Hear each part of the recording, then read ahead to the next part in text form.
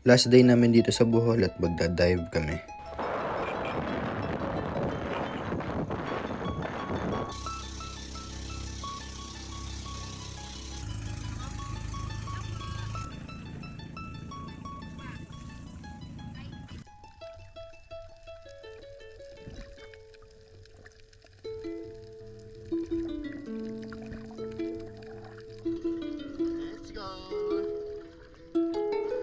Dito nga pala ay mas pinili namin na agahan ang punta namin dito sa meeting place. At dito makikita nyo yung mga bangka na gagamitin namin o ginagamit nila papunta doon sa isla.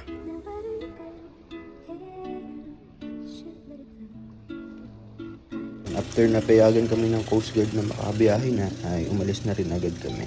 Papunta na kami doon sa isla na pagdadayugan namin. Makikita nyo rin dito kung gaano kalinaw yung tubig.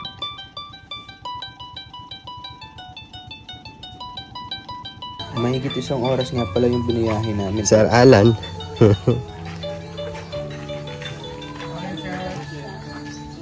Morning po.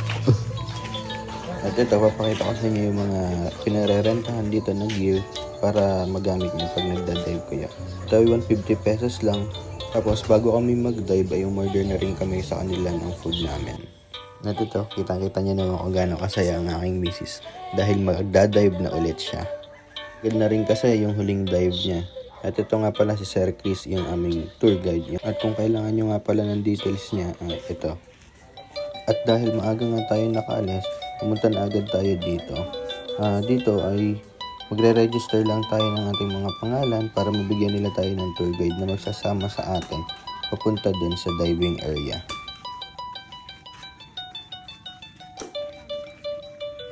Sabi nga pala sa amin ni Kuya ay mayroon ditong 500 pesos na pauwi ka na makikita at palangoy-langoy dito sa isla nila. Pagong na muna. Gusto nyo? Pagong na lang. Pagong na. Bali naghanap na nga pala kami ng spot na pagdadayban namin dahil unti-unti na nga palang nadating ang mga turista.